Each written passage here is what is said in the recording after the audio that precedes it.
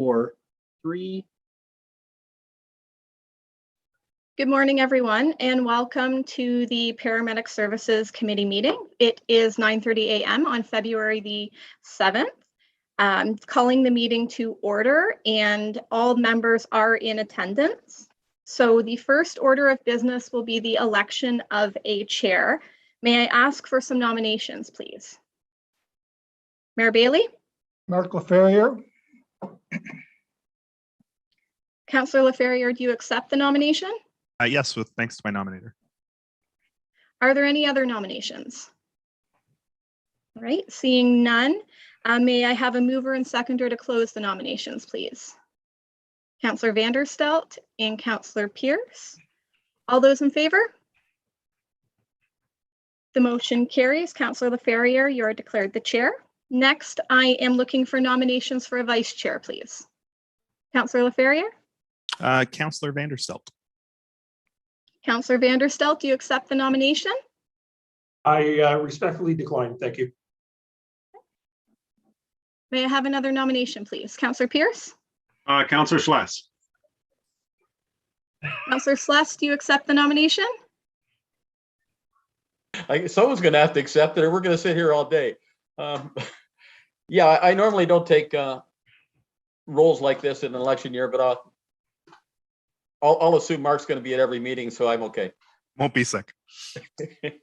Okay, are there any other nominations?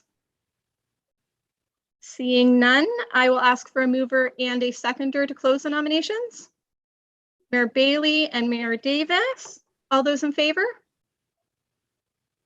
Carried. Councillor Schless, you have been appointed the vice chair, and Councillor LaFerriere, you have the chair. Thank you. With Councillor Schless's, thanks to Councillor Schless for accepting. I will, if the paramedics have to get a tablet to my paramedic bed, I will be there. So don't worry about that.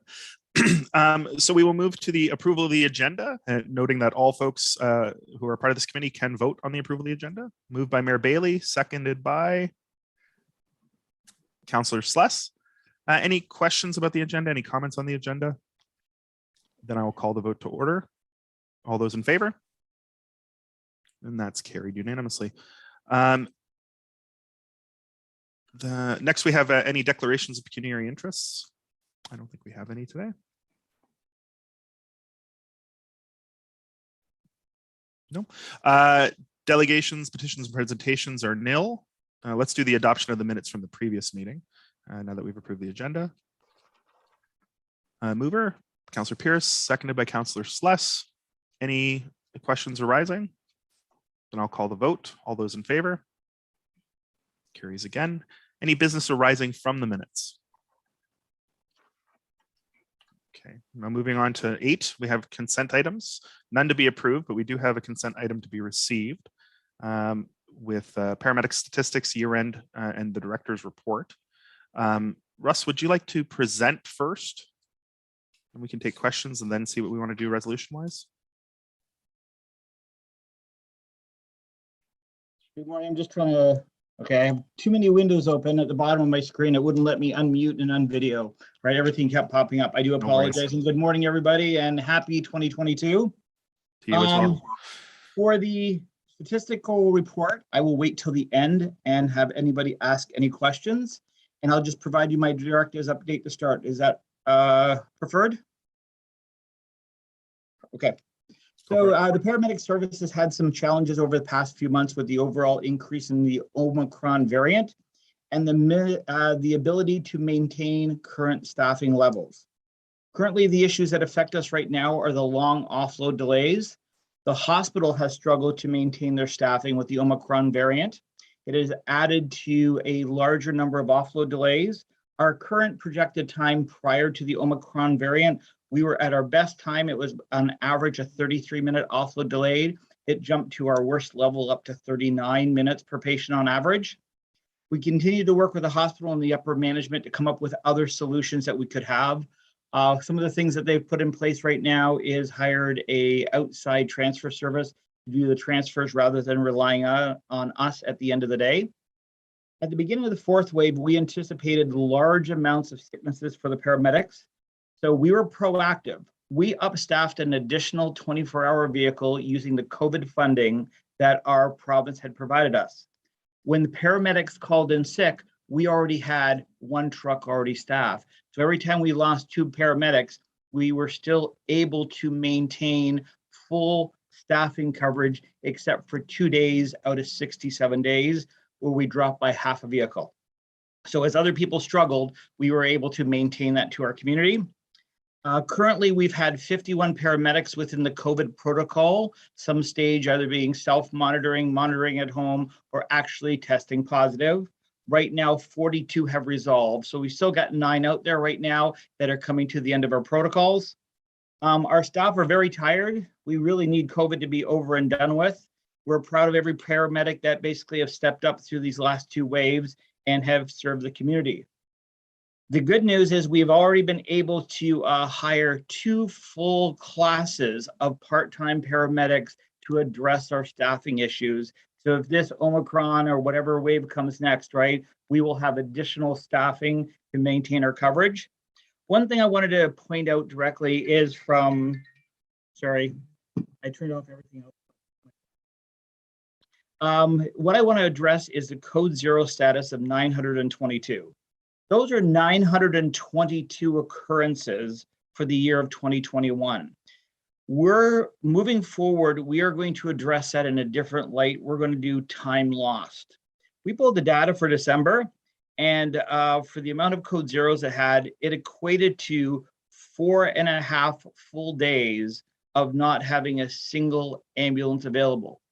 So every occurrence counts as 1 or 2, but a code 0 occurrence could add or last anywhere from 20 minutes to 5.5 hours, relying on our other community members. So we're going to look at the data differently because code 0 is just a number. It doesn't truly reflect how the community is experiencing the code zeros with no ambulances available. Our current PPE supply of N95 masks started arriving in mid-January.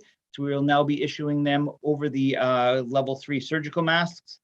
And in 2022, we anticipate our call volume to continue to grow about 8.5% as things open up and everything else is being caught up in a backlog. That's all I have for now. If anybody has any questions between this and the report provided, I'm here for questions. Thank you. I'll open the floor to questions. Councillor Pierce, you are first. Thank you, Mr. Chair. Yes, I want to start off with a big thank you to you and your team, Russ. I'm sure they're at their wits' end and running on low energy. So I appreciate everything that they do every day for our community. I want to start with that.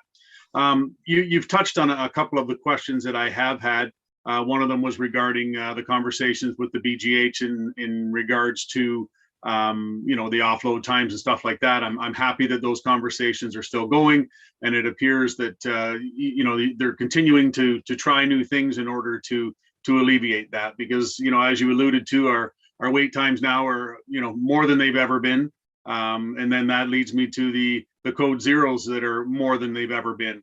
It'll be interesting to see the stats as you change the kind of change the way you're looking at it, so that it makes it a little scarier, to be honest, when you think, okay, so we've had this many code zeros, but when you actually put it into the time and you think that 4.5 days of no ambulance within our area, that's a little scary.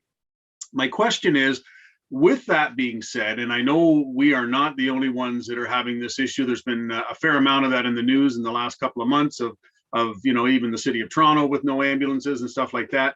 I'm curious if there's been any questions or comments or reaction from the province on this to say, hey, you know what, we've got a systemic issue here, and I'm sure it's cross province. I'm curious from their aspect, are they looking at anything different? Have they come across with any ideas, or have on the other end of the spectrum, have they kind of just washed their hands of it?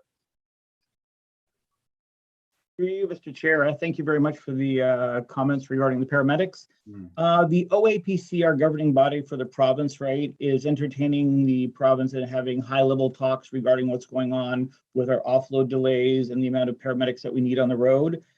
Some of the solutions that they have really put into place, and Brantford has benefited, is the community paramedic programs.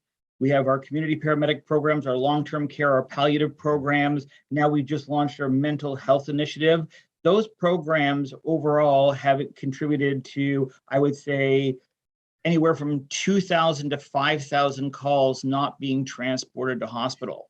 We're looking at new ideas, new areas to use the funding that they've given us. Like in Niagara right now, they have a a physiotherapist, a nurse, and a paramedic going out to homes and stuff like this, right, that help the seniors. So we're looking at different areas, but right now the province is at high-level talks with our OAPC regarding moving forward with the overall ambulance coverages and our constraints that we have. Okay, I appreciate that.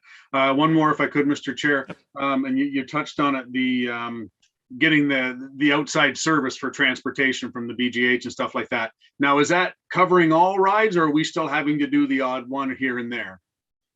To you, Mr. Chair, how the conversation came up was they have an aging CT scanner, and every time it broke, it would basically rely and put more pressure on our service to do the transfers out to other hospitals, or if somebody needed a CT.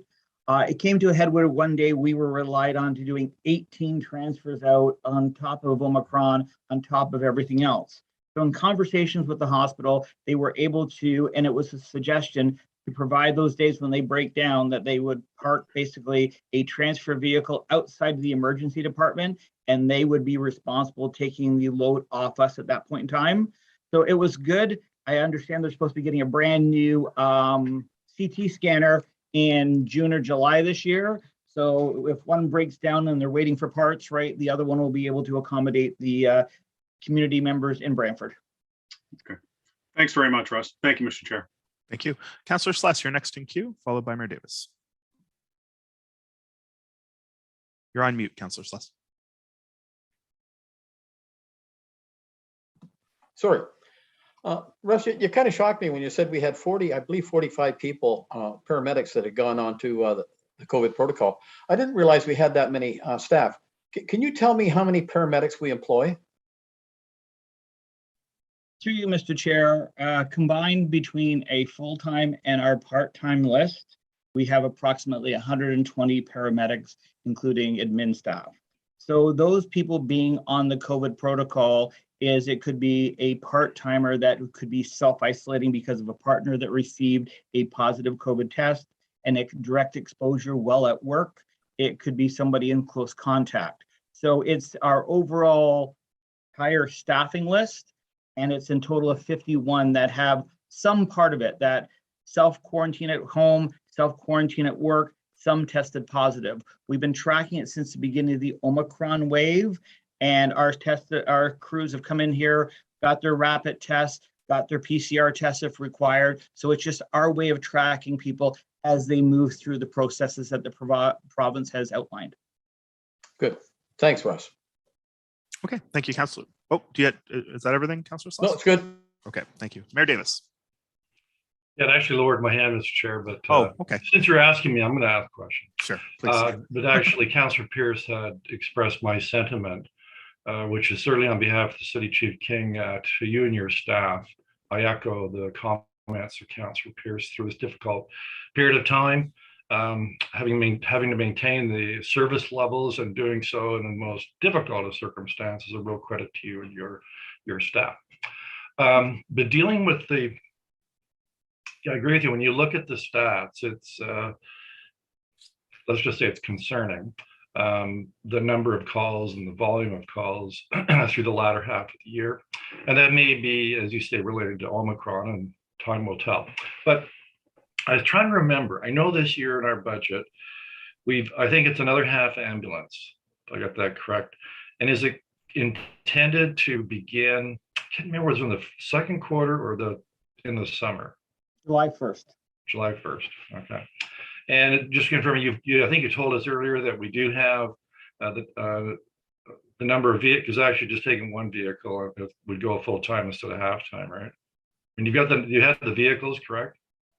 Through you, Mr. Chair, our plan was to order the vehicles this year, Right. but we've been informed that everything is delayed between 12 months and 18 months for ordering. So we're extending the life of our current spare vehicles, running them longer than we're normal until we get more in. But the new up staff is going to be an additional vehicle during the daytime to help with the call Right. volumes. That's our spike. But you'll be able to just simply keep what you got and you're going to run it longer, operate it longer than you otherwise would have. Correct. Correct. Okay. And what about staffing levels as you move up to that position? Are you confident you're going to be able to get the staff in place? Through you, Mr. Chair. Yes, that's why we did 2 full classes of part-time hires. Most colleges or provincially run colleges graduate employees in April. The private colleges do their graduation in January. So we were progressive in trying to get those ones on board right now. And we will have 18 additional part-timers starting within the next 4 to 6 weeks. So we will be prepared for the summer vacation time and also our up staff.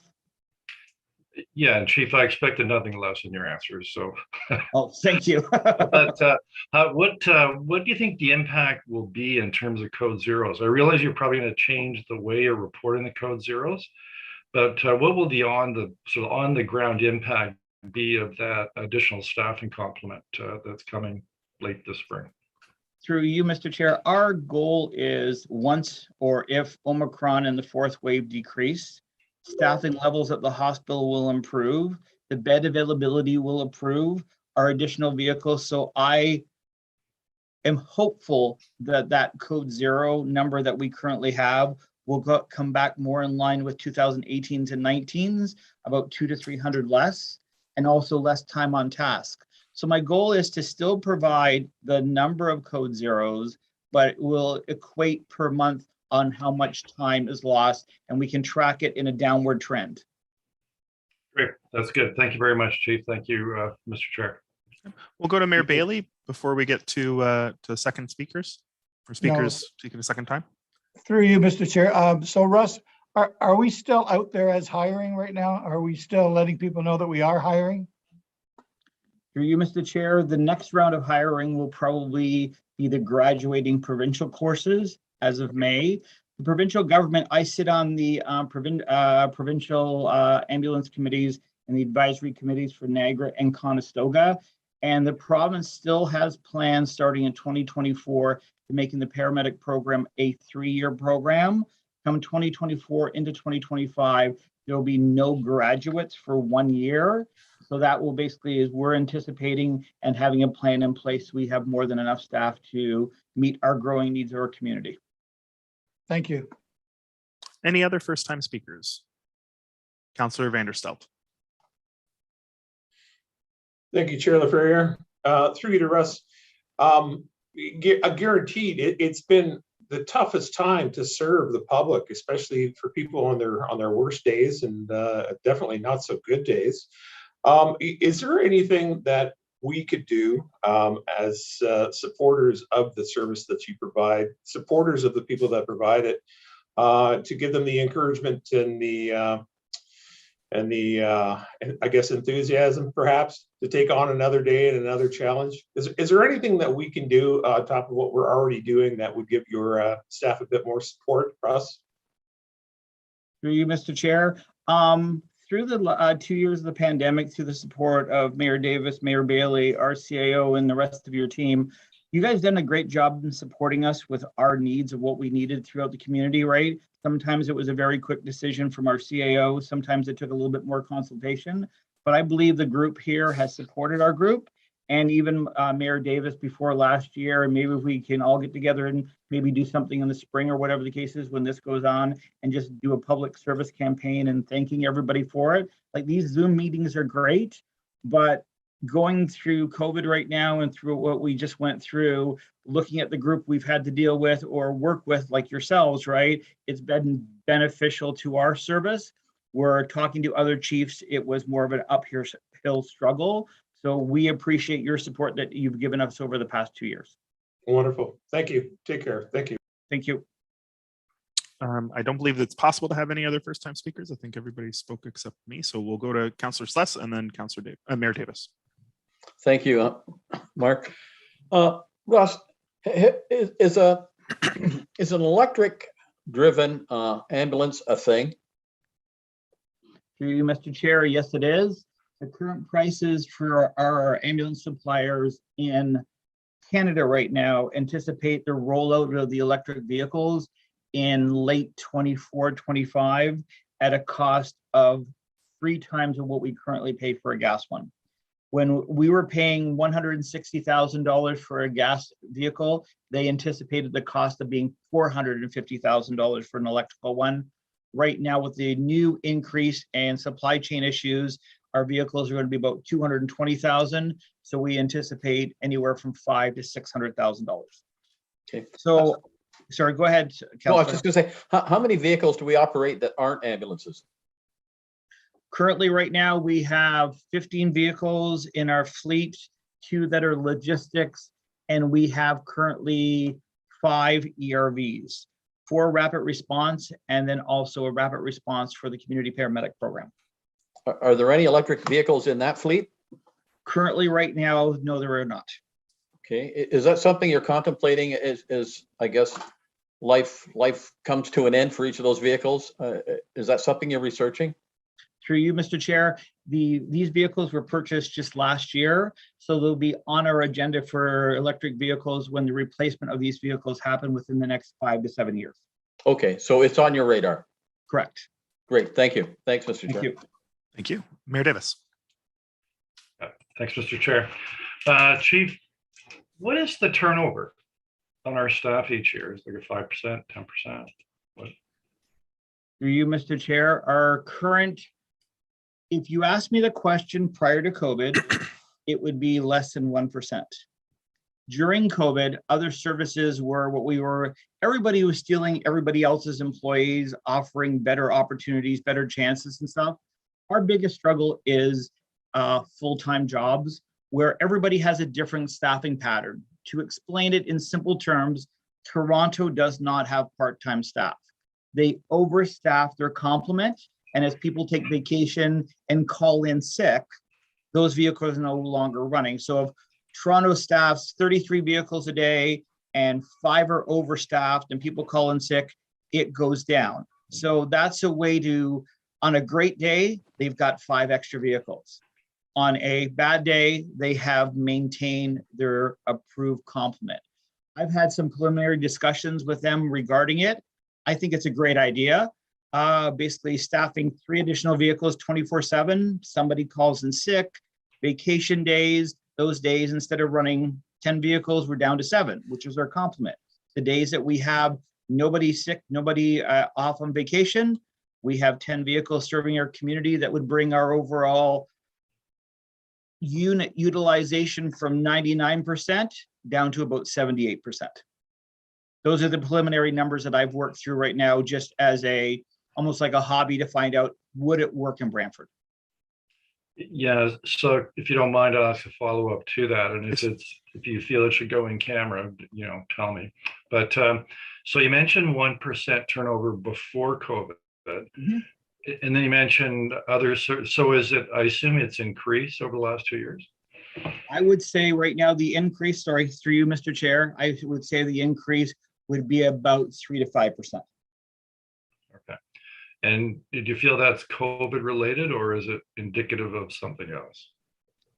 I would say through you, Mr. Chair, that it would be 70% COVID and 30% people moving on in their career. We've just had 3 paramedics be hired with Orange, the air ambulance out of Toronto. So they've opened up and expanded their services. Okay. And, you may want to respond to this in camera, but is there anything else you think we should be doing? And there can be a lot of different things you do to deal with turnover to, 5% turnover, that's pretty good in the municipal sector. I'm not sure how that compares to other paramedic services, but anything we need to do or should consider doing to improve that, get us back to 1%, which frankly, 1% is pretty amazing. Through you, Mr. Chair, I would like the second part of your question in camera, but the first part is, in the last 4 years with your support, the crew members here prior to COVID, right, that have seen a lot of support, a lot of progressiveness within our service, our changing of our name, our branding, our vehicles, our ERVs, our CP programs long-term. People are not just into, they're a paramedic, they pick up patients all day long, and that's their career if they make it to 65. There's been other opportunities, other options, long-term care, CP, management and stuff. We're basically mentoring our younger medics to become more into the supervisory management roles. But I would like to discuss the financial side of things, not wage-wise, in camera, if that's a possibility. Yeah, we can make I guess also having great buildings to work in would be helpful too. That would be great. Okay, thanks, Mr. Chair. I think we can find a way to discuss that by the end of the meeting, these issues. Anything else before I have a question or two and some comments?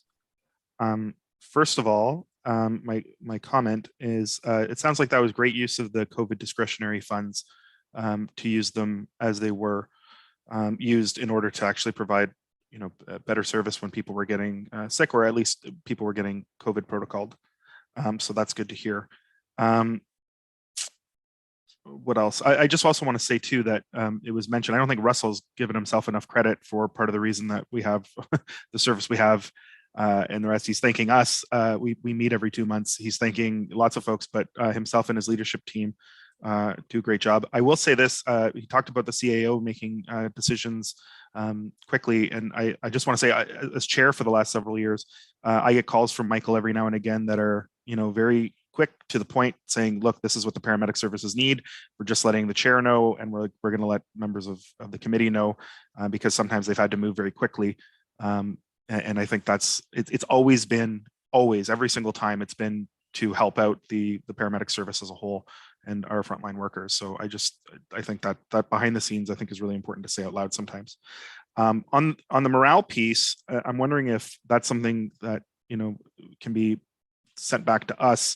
You had mentioned something, Russell, about the spring, and not to put it on the paramedics to increase their own morale, but if that's something that we can help with in any way, shape, or form, whether it's funding, organizing, whatever it might be.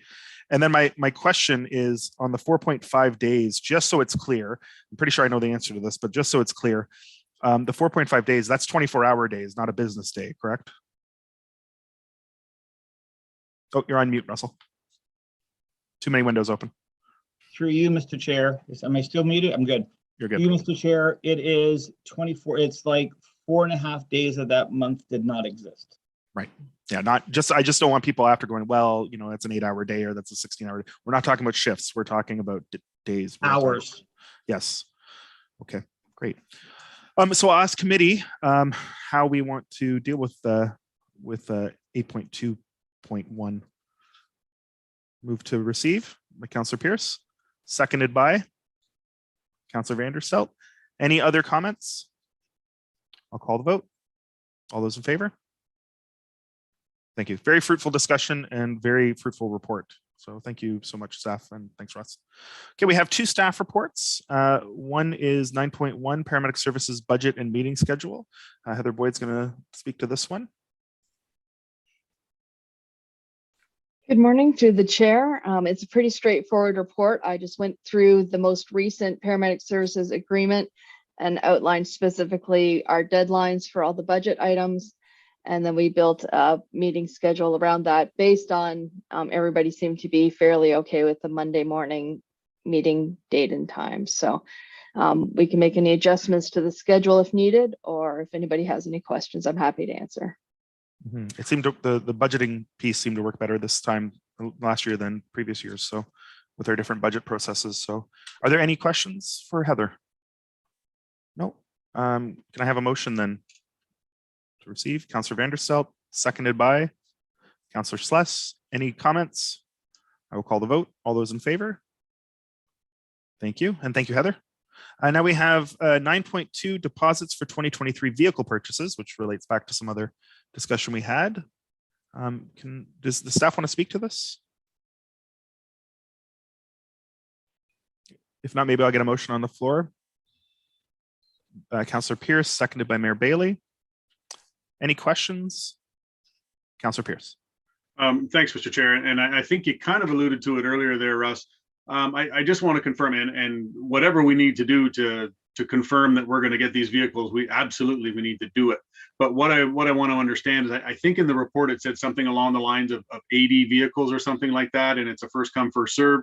So if we were to go through with this recommendation today and then get the deposit there, let's say within the month or something like that, is your gut telling you that we're good for 3 of these 80 vehicles? I would say yes. As soon as people get in the queue, sorry, through you, Mr. Chair. Other services like Peel and York and Toronto are putting in deposits for 40 and 50 and 60 units at a time, right? Slipping our 2 or 3 in there, I feel confident that as per outlined in the report, that putting the deposits that we are good, but not till late 2023 or early 2024. We've already applied our deposits for this year's capital budget ones. Again, we will not get them in 22. We won't get them till early to mid 23. These ones are to secure our spot for 23 / into 24. Right. And I appreciate that answer. A follow up, if I could, Mr. Chair, and you went right to where I was going there, Russ. And that's the case of, our 2 or 3 ambulances are nowhere near these big cities and stuff like that. So I'll circle back to my comment earlier about the province. Is the province saying, because again, this isn't just our problem, it's across the board we're having this problem. So is the province saying, hey, you know what, we appreciate the fact, I'll use Toronto for example, you need 40 ambulances, but we've also got these other ones in here that need the 2 and 3. So is there any indication that there's going to be some sort of cap, or is it, just a case of, let's just hypothetically say that Toronto put deposits down on 80 of them? Does that mean they get them all? You know where I'm going? Has there been any discussion on that? Through you, Mr. Chair, we work very well in the sandbox between everybody. The Demirs and Crestline manufacturers, right, work well that they'll get our 2 or 3 out the door and fulfill maybe 15 to 20 of Toronto, then get a few other smaller orders. They will equally distribute it as it goes out so that everybody has something rather than somebody being basically just hoarding everything. Yep, but if I call Toronto right now and says, hey, one of our vehicles got munched, can we take one of yours off, right? We work very well in the sandbox, right? So it doesn't need provincial input. As long as we play nice, right? Everybody gets a portion of what they need. What happened, through you, Mr. Chair, what happened was Crestline bought Demirs and Demirs bought Crestline. So the only 2 manufacturers in all of Canada now own each other.